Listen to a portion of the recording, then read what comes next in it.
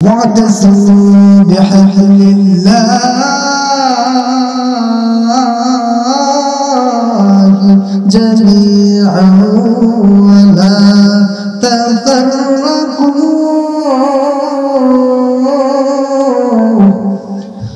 تفسير কিতাবের ভিতরে আছে আল্লাহ রাব্বুল আলামিন বলেন পৃথিবীর মানুষদেরকে আল্লাহ বলে দিয়েছেন ওয়াতাসিমু বিহাবিলিল্লাহি জামিআ ওয়ালা তাফাররাকু আল্লাহ ডাক দিয়ে বলেন পৃথিবীর মানুষেরা তোমরা আল্লাহর রশিকে আঁকড়ে ধরো তার থেকে তোমরা বিচ্ছিন্ন হয়ে যেও না আল্লাহ রাব্বুল আলামিন এই পৃথিবীর ভিতরে আমাদেরকে প্রেরণ করেছেন আল্লাহ আমাদেরকে এই দুনিয়ার জমিনে পরীক্ষা করার জন্য পাঠিয়েছেন একদিন না একদিন মহান আল্লাহর সামনে দাঁড়িয়ে আমার আপনার জবাব দিতে হবে এই পৃথিবীর জমিনে আপনি আমি কি এমন আমল করেছি আল্লাহর সামনে আমার আপনার দাঁড়াতে হবে আল্লাহ সকল নবী রাসূলদেরকে পৃথিবীর ভিতরে পরীক্ষা করেছেন হযরত আইয়ুব আলাইহিস সালাতু ওয়াস সালামকে আল্লাহ পরীক্ষা করেছেন আইয়ুব নবী আলাইহিস সালাতু ওয়াস সালামের সারা শরীরের ভিতরে পচন ধরে গেছে আইয়ুব আলাইহিস সালাতু ওয়াস সালামের সারা শরীরের ভিতরে পচন যখন ধরে গিয়েছে এই পচন ধরতে ধরতে এক পর্যায়ে আইয়ুব আলাইহিস সালাতু ওয়াস সালামের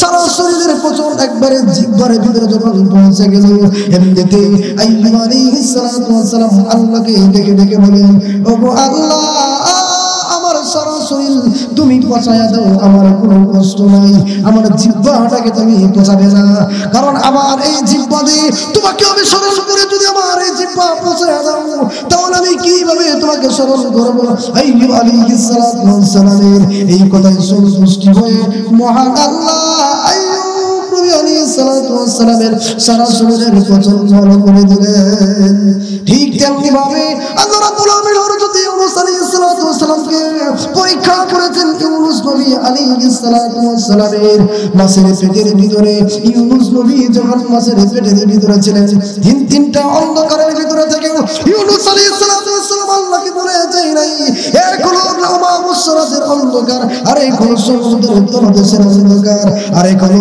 মাছের পেটের নিচের অন্ধকার এই তিনটা অন্ধকারের ভিতরে থেকে হযরত ইউনূস আলাইহিস সালাতু ওয়াস সালাম আল্লাহকে বলে যায় নাই আল্লাহ রাব্বুল আলামিনকে স্মরণ করেছেন মহান আল্লাহকে স্মরণ করেছেন এজন্য আমার মা বোনেরা আমার এলাকার যুবক ভাইদেরকে বলি আপনি যখন দুনিয়াতে যখন সুখে থাকবেন হঠাৎ আপনার ভিতরে বিপদ চলে আসবে আল্লাহ বিপদ নিয়ে আপনাকে পরীক্ষা করবেন আপনাকে অসুস্থ দিয়ে মহান আল্লাহ রাব্বুল আলামিন পরীক্ষা করবেন বাবাজি আল্লাহ আপনাকে পরীক্ষা করবেন আল্লাহ আপনাকে বিভিন্নভাবে পরীক্ষা করবেন কারণ এই দুনিয়ার জমিনে যারা সফল হয়েছে যারা জান্নাতের সার্টিফিকেট পেয়েছে তাদেরকে মহান আল্লাহ রাব্বুল আলামিন পরীক্ষা করেছেন পরীক্ষাতে উত্তীর্ণ হওয়ার পরে ওই সমস্ত মানুষদেরকে আল্লাহ রাব্বুল আলামিন জান্নাতের সার্টিফিকেট দিয়েছেন হযরত খাদিজা রাদিয়াল্লাহু তাআলা আনহা আল্লাহর নবী বিশ্বনবী রাহমাতুল লিল আলামিনের স্ত্রী খাদিজা রাদিয়াল্লাহু তাআলা আনহা আল্লাহর নবীর সঙ্গে এমন ব্যবহার করেছে যেই ব্যবহার করার কারণে আল্লাহর নবী খাদিজার জন্য দোয়া করে ওরে খাদিজা তোমার কোনো চিন্তা নাই তোমার জন্য আল্লাহ জান্নাতের সার্টিফিকেট দিয়ে দিয়েছে খাদিজা রাদিয়াল্লাহু তাআলা নাকি আল্লাহ জান্নাতের সার্টিফিকেট যখন দিয়ে দিয়েছে তারপরও খাদিজা রাদিয়াল্লাহু তাআলা চোখের পানি ছেড়ে দিয়ে কাঁদে আল্লাহর নবী ডাক দিয়ে বলেন ওরে খাদিজা তুমি চোখের পানি ছেড়ে দিয়ে কেন কাঁদো খাদিজা রাদিয়াল্লাহু তাআলা ডাক দিয়ে বলেন ওগো আল্লাহর নবী গো আমি যখন দুনিয়া থেকে বিদায় হয়ে যাব আমার সামনে কবর রয়েছে ওই কবরের মোটামুটি চাপ মারবে এই বই আমি চোখের পানি ছেড়ে দিয়ে কাঁদি আল্লাহর নবীকে ডেকে বলেন ওগো আল্লাহর নবী আপনার একটা জুব্বা আমার কাপড়ের ভিতরে দিয়ে দিবেন যাতে করে ওই কবরের মাটি যেন আমাকে চাপ দিতে না পারে আল্লাহর নবী বিশ্ব নবী রাহমাতুল লিল আলামিন ডেকে বলেন ওরে খাদিজা আমার একটা জুব্বা তোমার কাপড়ের ভিতরে দিয়ে দেব যখন কিনা আল্লাহর নবী বিশ্ব নবী রাহমাতুল লিল আলামিন এই কথা বললেন খাদিজা রাদিয়াল্লাহু তাআলা তিনি খুশি হয়ে গেলেন বিশ্ব নবী রাহমাতুল লিল আলামিন যখন খাদিজা রাদিয়াল্লাহু তাআলা ইন্তেকাল করেছেন নবী সাল্লাল্লাহু আলাইহি সাল্লাম খাদিজার কবরের চতুর্পাশ দিয়ে করেন আল্লাহর নবী বিশ্ব নবী রাহমাতুল লিল আলামিন খাদিজার কবরের চতুর্পাশ পাক দিয়ে যখন বলেন ফেরেশতা ডাক দিয়ে বলে আল্লাহর নবী গো আপনি খাদিজার কবরের চতুর্পাশ দিয়ে কেন করেন এমনিতেই আল্লাহ রাব্বুল আলামিন ওই জিবরাইলকে ডাক দিয়ে বলে জিবরাইল আমার নবীকে বলে খাদিজার প্রশ্নের জবাব আমি আল্লাহ নিজেই দিয়ে দিয়েছি রাসূল বলেছেন ওরে জিবরাইল খাদিজার কবরের ভিতরে ফেরেশতা কেন আসতেছে না তখন আল্লাহ নবী বিশ্ব নবীর জবাবে ফেরেশতা জিবরাইল দিয়ে বলেন খাদিজার প্রশ্নের জবাব আল্লাহ নিজে দিয়ে দিয়েছে তার কারণ কি আমার মা বোনেরা গভীর মনোযোগ দিয়ে শুনলেন এলাকার যুবক ভাইয়েরা ভালো করে শুনলেন খাদিজা রাদিয়াল্লাহু তাআলা জান্নাতের সার্টিফিকেট পাওয়ার পরে জান্নাতের সার্টিফিকেট পেয়েছে এরপরেও খাদিজা রাদিয়াল্লাহু তাআলা চোখের পানি ছেড়ে দিয়ে কেঁদেছে তার কারণ হলো মহান আল্লাহ নারাজ হয়ে যায় আল্লাহ যদি জান্নাত আমার কাছ থেকে ছিনিয়ে নেয় এজন্য খাদিজা রাদিয়াল্লাহু তাআলা চোখের পানি ছেড়ে দিয়ে কেঁদেছে ওগো আমার মা বোনেরা যেই ঘরের ভিতরে আপনি সুন্দরী বউ হয়ে এই এলাকার ভিতরে এসেছেন যেই ঘরের ভিতরে ঢুকেছেন এমন একদিন আসবে আপনাকে সাদা কাপড় পরে দুনিয়া থেকে বিদায় হতে হবে সাদা কাপড় পরে ওই কবরের ভিতরে আপনাকে রেখে দেওয়া হবে সেদিন আপনার স্বামী আসবে না সেদিন আপনার সন্তান আসবে না সেদিন আপনার কেউ আসবে না ওই কবরের প্রশ্নের জবাবের জন্য দুইজন ফেরেশতা পাঠিয়ে দেওয়া হবে আপনি যদি কবরের প্রশ্নের জবাব দিতে পারেন তাহলে আপনার জন্য হবে জান্নাত আর যদি আপনি কবরের ভিতরে প্রশ্নের যদি জবাব দিতে না পারেন প্রশ্নের জবাব না দেওয়ার কারণে ওই কবরটা জাহান্নামে হয়ে যাবে এজন্য আমার মা বোনেরা সময় থাকতে সময়ের কদর করেন আমার যুবক ভাইয়েরা সময়কে নষ্ট না করে আল্লাহর ইবাদত বন্দেগী করো এজন্য আমার মারা আয়েশা সিদ্দিকা রাদিয়াল্লাহু তাআলা বিশ্ব রহমাতুল লিল আলামিনকে বলেন ওগো আল্লাহর নবী গো আপনি বলেছেন কিয়ামতের ময়দানে সকলেই হয়ে থাকবে খুব একটা কঠিন সময় কিয়ামতের ময়দানে সবাই হয়ে থাকবে তাদেরকে লজ্জা করবে না খাদিজা রাদিয়াল্লাহু তাআলার ব্যাপারে আল্লাহর নবী যেরকম জান্নাতের আমল দিয়েছেন আয়েশা রাদিয়াল্লাহু তাআলাকে খাদিজা রাদিয়াল্লাহু তাআলার পরে আয়েশাকে অনেক ভালোবাসতেন আয়েশা রাদিয়াল্লাহু তাআলা বলেন ওগো আল্লাহর নবী গো কিয়ামতের ময়দানে সেদিন কেউ কেউকে চিনবে না সকল মানুষ হয়ে দাঁড়াবে কেউ কি লজ্জা করবে না আল্লাহর নবী বলেন ওরে আয়েশা সেই দিন এমন এক সময় আসবে যে সময় কেউ কারো দিকে তাকানোর কোন সাহস থাকবে না সবাই তাদের নিজেদের আমল নিয়ে পেরেশান হয়ে যাবে আল্লাহর নবী বিশ্ব নবী রাহমাতুল লিল আলামিন যখন এই কথা বলে আল্লাহর নবী বিশ্ব নবী রাহমাতুল লিল আলামিনকে বলে ওগো আল্লাহর নবী গো আমারও কি একই অবস্থা হয় নাকি এমনিতে আল্লাহর নবী বিশ্ব নবী রাহমাতুল লিল আলামিন বলেন হে আয়েশা তোমার একই অবস্থা হবে তারা জান্নাতের সার্টিফিকেট পাওয়ার পরে এত আমল করার পরেও কেঁদেছে আমার মা বোনেরা আমার যুবক ভাইয়েরা গভীর মনোযোগ দিয়ে শুনবেন সময় থাকতে সময়কে কদর করতে হবে সময় থাকতে সময়কে আপনার আমার কাছে লাগাতে হবে গান বাজনা শোনা যাবে না বেহায়াপনা কোন ছবি দেখা যাবে না সব সময় কোরআন তেলাওয়াত করবেন নামাজ পড়বেন আল্লাহ রাব্বুল আলামিনের দরবারে বেশি বেশি করে কান্নাকাটি করবেন তাফসীর কিতাবের ভিতরে আছে যারা কিনা আল্লাহকে ভয় করবে আল্লাহর প্রতি ঈমান আনবে আল্লাহ বলেন আমি তাদেরকে পরীক্ষা করব তাদেরকে অসুস্থ দিয়ে পরীক্ষা করব তাদেরকে আমি আল্লাহ জান এবং মাল কুদরত দিয়ে পরীক্ষা করব আমি আল্লাহ তাদেরকে এরকম ভাবে যখন পরীক্ষা করব যদি পরীক্ষাতে উত্তীর্ণ হতে পারে পরীক্ষাতে উত্তীর্ণ হওয়ার পরে আমি আল্লাহ তাদেরকে জান্নাত দিয়ে দেব এজন্য আমার মা বোনেরা আমার যুবক ভাইয়েরা গভীর মনোযোগ দিয়ে শুনবেন আমি সাত কালিমা তেলাওয়াত করেছি ওয়াতাসিমু বিহামদিল্লাহি জামিআন ওয়া লা তাফাররাকু আল্লাহর রশিকে আঁকড়ে ধরো আল্লাহর রশি থেকে বিচ্ছিন্ন হয়ে যেও না আমার মা বোনেরা আমার যুবক ভাইয়েরা গভীর মনোযোগ দিয়ে শুনবেন আপনি 5 ওয়াক্ত নামাজ পড়েন শয়তান আপনাকে ধোঁকা দিবে শয়তান বলবে তুই এখন নামাজ পড়িস না এখন আজান হয়ে গেছে আর আধা ঘন্টা পরে পড়ো যখন কিনা আপনাকে এরকম একটা ধোঁকা দিয়ে দিল আপনি যখন যত সময় নামাজ না পড়বেন শয়তান আপনাকে ধোঁকা দেয় ওই নামাজ থেকে আপনাকে বঞ্চিত করবে আপনাকে জাহান্নামের ভিতরে ফেলে দেবে এজন্য আমার মা বোনেরা আমার যুবক ভাইয়েরা গভীর মনোযোগ দিয়ে শুনুন আল্লাহ রাব্বুল আলামিন এই পৃথিবীর জমিনে আমাদেরকে প্রেরণ করেছেন। একদিন না একদিন আল্লাহর দরবারে হাজিরা দিতে হবে, কিন্তু আমি আপনি আল্লাহর দরবারে দাঁড়ায়া কি জবাব দেব? আল্লাহর সামনে দাঁড়ায়া আপনি আমি কি জবাব দেব? আপনার আমার হায়াত কোন কাজে ব্যয় করেছি আল্লাহ যখন প্রশ্ন করবেন, সেদিন কি জবাব দিবেন? আমার মায়েরা যখন মায়েরা গভীর মনোযোগ শুনবেন। আল্লাহ রাব্বুল আলামিন ইব্রাহিম আলাইহিস সালামকে পরীক্ষা করেছেন। ইব্রাহিম নবী আলাইহিস সালামকে আগুনের ভিতরে যখন ফেলে দেওয়া হয়েছে, আগুনের ভিতরে ফেলে দেওয়ার পর ইব্রাহিম আলাইহিস সালামকে দুইজন ফেরেশতা এসে বলে, ও গো নবী ইব্রাহিম আলাইহিস সালাম, আমরা আপনাকে সাহায্য করার জন্য এসেছি, আমরা আপনাকে সাহায্য করব। এমনিতেই ইব্রাহিম আলাইহিস সালাম ডেকে বলেন, তোমরা যে আমাকে সাহায্য করবে, আমার আল্লাহ কি আমাকে দেখেন না? আমার আল্লাহ কি আমাকে দেখেন না? এমনিতেই সকল ফেরেশতারা জবাব দিয়ে বলেন, হে আপনার আল্লাহ আপনাকে দেখেন। এই কথা যখন বলা হলো, ইব্রাহিম আলাইহিস সালাম বলেন, আমার আল্লাহ যেহেতু আমাকে দেখেন, আমার আল্লাহর সাহায্য ছাড়া অন্য কারো সাহায্য নেব না। এমনিতেই মহান আল্লাহ ইব্রাহিম আলাইহিস সালামকে বলেন, ওরে ইব্রাহিম তুমি শোনো, ইয়া নারু কুনি বারদান ওয়া সালামান আলা ইব্রাহিম। আল্লাহ কোরআনের আয়াত নাযিল করে দিলেন, হে আগুন ইব্রাহিমের জন্য তুমি ঠান্ডা হয়ে যাও, ইব্রাহিমের জন্য তুমি শীতল হয়ে যাও, আরামদায়ক হয়ে যাও। এজন্য আমার মা বোনেরা, আল্লাহর প্রতি যখন ঈমান আনবেন, বিশ্ব নবীর রহমাতুল লিল আলামিনের প্রতি যখন বিশ্বাস করবেন, আপনার বিরুদ্ধে শয়তান লেগে যাবে।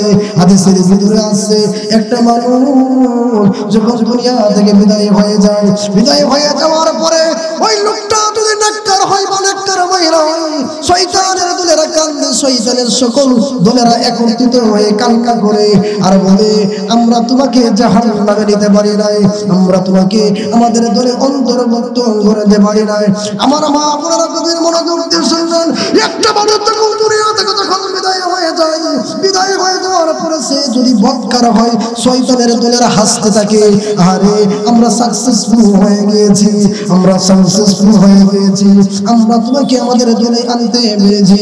এজন্য আমার মা বোনেরা, কোরআনের ভিতরে আল্লাহ ডাক দিয়ে বলেছেন, হে পৃথিবীর মানুষেরা, আল্লাহ তোমাদেরকে পরীক্ষা করব, জান এবং মাল দিয়ে তোমাদেরকে পরীক্ষা করব। আল্লাহ বলেন, ওয়ালা নাকুন্নাকুম বিশাইইন মিনাল আমি আল্লাহ তোমাকে বই দিয়ে পরীক্ষা করব, এবং আমি আল্লাহ তোমাদেরকে পদার্থ দিয়ে পরীক্ষা করব। আমার আমার গভীর মনোযোগ শুনবেন, আমাদের পূর্ববর্তী যারা নবী ছিল, পূর্ববর্তী যারা কারিম ছিল, তাদের সকলকে আল্লাহ পরীক্ষা করেছেন। আমাদেরকেও আল্লাহর সামনে দাঁড়াতে হবে, আমাদেরকেও আল্লাহ পরীক্ষা করবেন। একটা মানুষ যখন কিনা আল্লাহর প্রিয় হয়ে যায়, আল্লাহ রাব্বুল আলামিন ওই মানুষটাকে পরীক্ষা করতে থাকেন। ইব্রাহিম আলাইহিস সালাম, আল্লাহ রাব্বুল আলামিন ইব্রাহিমকে পরীক্ষা করেছেন, অসংখ্য অগণিত পরীক্ষা করেছেন। পরীক্ষাতে উত্তীর্ণ হওয়ার পরে ইব্রাহিম আলাইহিস সালামকে আল্লাহ রাব্বুল আলামিন খলিল ঘোষণা দিয়েছেন, বন্ধুত্ব হিসেবে ঘোষণা দিয়েছেন।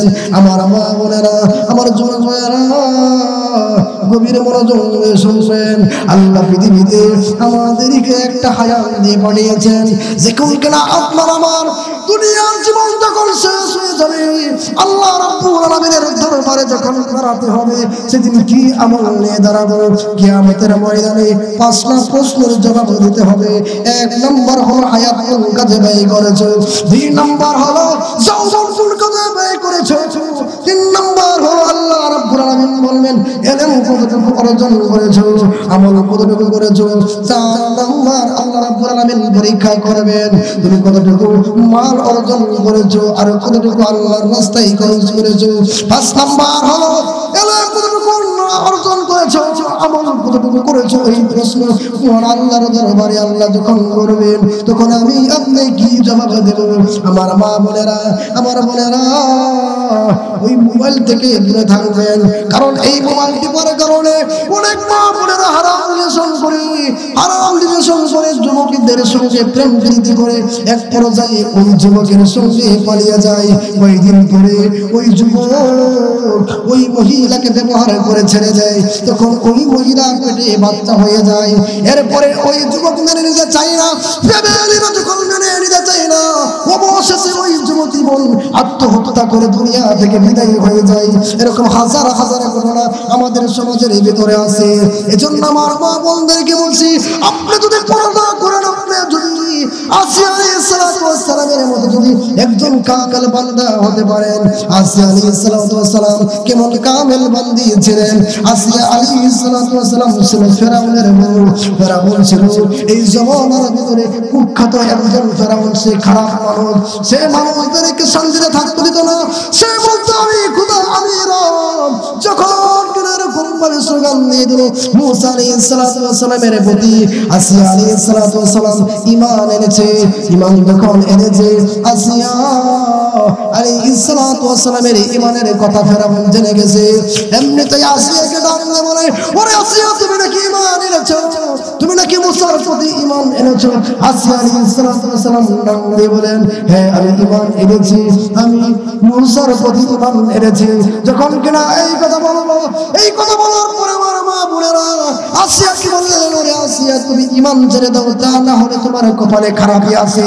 আসিয়া বলেন, ওগো ফেরাউন, আমার কপালে যা আছে আছে, আমার কোনো ভয় নাই, কারণ আমি আল্লাহর ইবাদত করি। মুসা আলাইহিস সালাতু ওয়াস সালামের উপর ঈমান এনেছি। তুমি আমাকে দুনিয়া থেকে বিদায় করে দাও, এতে আমার কোনো সমস্যা নাই, তারপরেও আমি ঈমান ছাড়ব না। ফেরাউন ডাক দিয়ে বলে, তুমি যদি ঈমান না ছাড়ো তাহলে কিন্তু তোমাকে দুনিয়া থেকে বিদায় করে দিব। কিন্তু আসিয়া আলাইহিস সালাতু ওয়াস সালাম বলেন যে না, আমাকে দুনিয়া থেকে বিদায় করে দেন, তারপরও আমার আফসোস নাই, কারণ আমি ঈমান এনেছি, আল্লাহকে ভালোবাসি, আল্লাহকে মহব্বত করি। কোন যুবক বোন বা ভাই তারা যদি গুনার কাছ থেকে যদি বিরত থাকে, এই গুনাহ থেকে যদি বিরত থাকে, তাদের দোয়া আল্লাহ রাব্বুল আলামিন কবুল করবেন। যত মুসিবতে থাকুক না কেন, যত পেরেশানি থাকুক না কেন, আল্লাহ রাব্বুল আলামিন তাদের দোয়া আল্লাহ তাআলা কখনো ফিরিয়ে দিবেন না। আর যদি আপনি গুনার কাজ করেন, মানুষদের সঙ্গে খারাপ আচরণ করেন, সদাচার না করেন, তাহলে দেখবেন আপনি যত দোয়া করবেন আপনার দোয়া সহজে কবুল হবে না। আসিয়া আলাইহিস সালাতু ওয়াস সালাম তিনি ফেরাউনের বউ ছিল। ফেরাউন খুব প্রতাপশালী একজন রাজা ছিল। সে বলেছে যে আমি হচ্ছি খোদা, আমি হচ্ছি কি খোদা। আসলে সে তো খোদা না, সে হচ্ছে খোদা, তার ভিতরে কোনো কিছুই নাই। সে তার স্ত্রী আসিয়া আলাইহিস সালাতু ওয়াস সালামকে বলে, ওরে আসিয়া, তুমি যদি ঈমান যদি না ছেড়ে দাও তাহলে কিন্তু তোমাকে দুনিয়া থেকে বিদায় করে দেব।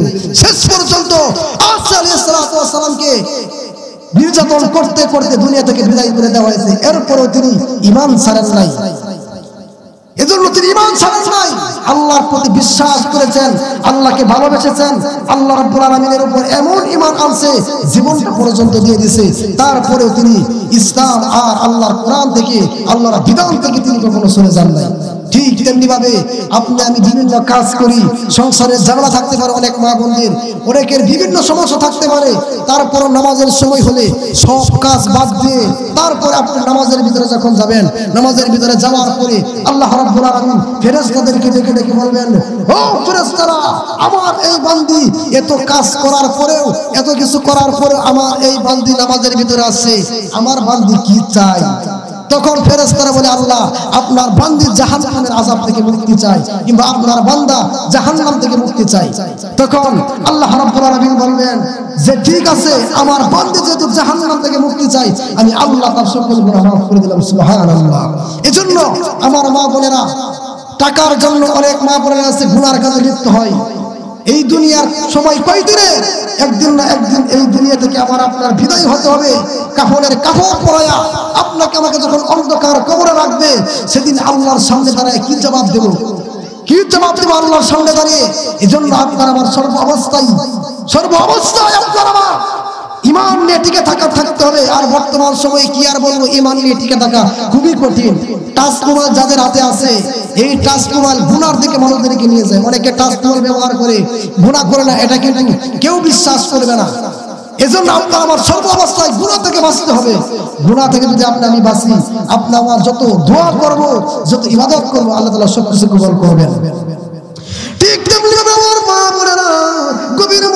করে শুনবেন, এক এলাকার ভিতরে একজন প্রতাপশালী লোক ছিল। ওই লোকটা ছিল লম্পন, ওই লোকটা ছিল এক নম্বরের লুচ্চা। ওই লোকটা কি করতো, হাজারো মহিলাদের সঙ্গে জিনা করেছে, হাজারো মহিলাদের সঙ্গে ব্যভিচার করেছে, হাজারো মহিলাদেরকে এরকম ভাবে সে জিনা করেছে।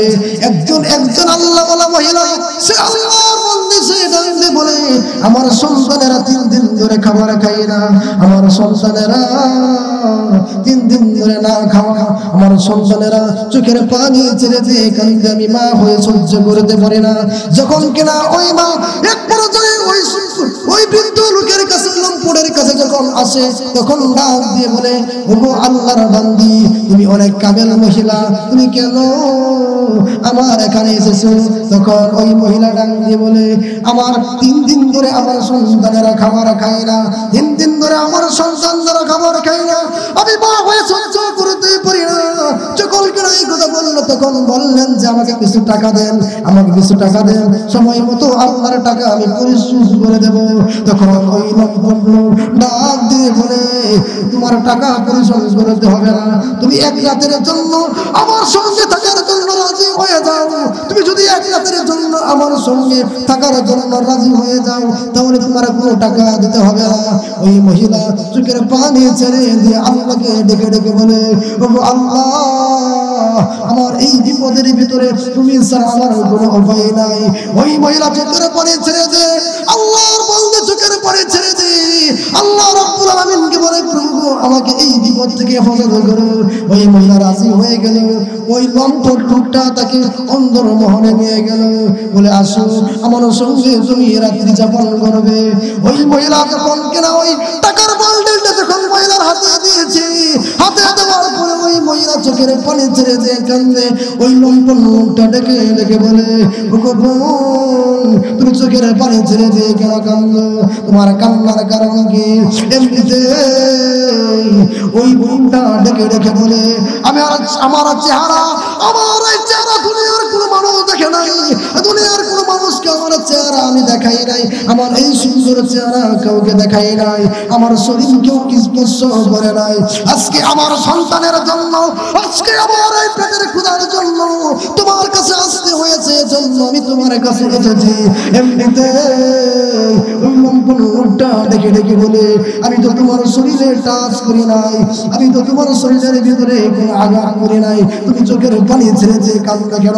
এমনিতেই ওই মহিলা চোখের পানি ছেড়ে দিয়ে বলে, ওগো ভাই, তুমি যে আমার দিকে কোন নজরে তাকিয়েছো, তুমি যে আমার দিকে জিনা করার জন্য এসেছো, দুনিয়ার কেউ এখানে দেখবে না, এই অন্ধকার ঘরের ভিতরে কেউ আমার এই জিনার খবর জানবে না, কিন্তু তোমার আমার এই জিনার খবর একদম জানেন। তিনি বলেন, আল্লাহ রাব্বুল আলামিন, আল্লাহ রাব্বুল আলামিন তোমার আমার সব কিছু দেখতেছেন। এমনিতে ওই লম্পট বুকের অন্তরে মায়া হয়ে গেল। যখন কিনা মায়া হয়ে গেল, মায়া হয়ে যাওয়ার পর ওই লম্পট লোকটা ডাক দিয়ে বলে, ওকে বল, তুমি যাও, তুমি টাকা নিয়ে যাও, আমার বাতিজাদেরকে খাবার খাওয়াও, আমি তোমার সঙ্গে অপকর্ম করব না, আমি তোমার সঙ্গে অপকর্ম করার সিদ্ধান্ত বাতিল করেছি। যখন কিনা এই কথা বললো, এই কথা বলার পরে ওই মহিলাটা আল্লাহ রাব্বুল আলামিনের কাছে শুকরিয়া আদায় করেছে, প্রভু গো, এই বিপদ থেকে আমাকে বাঁচিয়েছো, ও প্রভু তোমার কাছে শুকরিয়া, আলহামদুলিল্লাহ।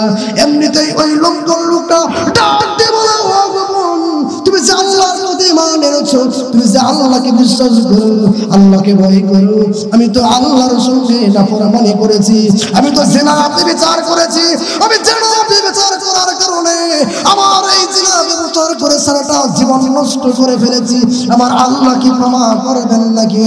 আমার আল্লাহকে আমাকে মাফ করবেন নাকি? ওই মহিলা ডাক দিয়ে বলে, আপনার যদি সমুদ্রের পরিমাণ যদি গুনার কাজ করতে পারেন, গুনার কাজও যদি করেন, আল্লাহ আপনার গুনাহ ক্ষমা করে দেবে। ওই মহিলা ওই যুবক লোকটাকে এরকম ভাবে তওবা করাচ্ছে, তওবা করার পরে ওই লোকটা আল্লাহর প্রতি ঈমান এনেছে, ওই জিনার কাজ ছেড়ে দিয়েছে। এমন একদিন ওই লোকটা যখন দুনিয়া থেকে বিদায় হয়ে গিয়েছে, আগের দিনে যখন মানুষ দুনিয়া থেকে বিদায়ী হয়ে যেত, বিদায়ী হয়ে যাওয়ার পরে আগের দিনে এমন একটা অবস্থা হতো, যদি লোকটা নেককার হতো, ওই লোকের বাড়ির সামনে ওই লোকটা ভালো এরকম কিছু লেখা থাকতো।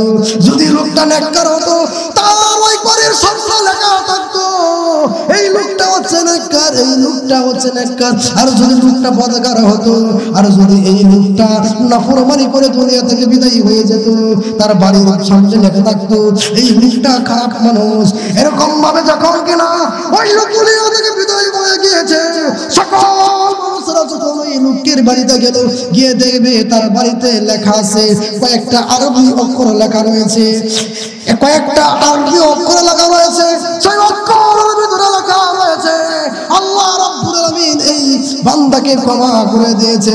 সবাই অবাক হয়ে গিয়েছে, এই লোকটা সারা জীবন ভর নাফরমানি করেছে, এই লোকটা সারা জীবন ভর গুনার কাজ করেছে, এই লোকটা সারা জীবন ভর মহিলাদের সঙ্গে জিনা বেবিচার করেছে, এই লোকটা সারা জীবন ভর মানুষের সম্পদ লুটে গিয়েছে।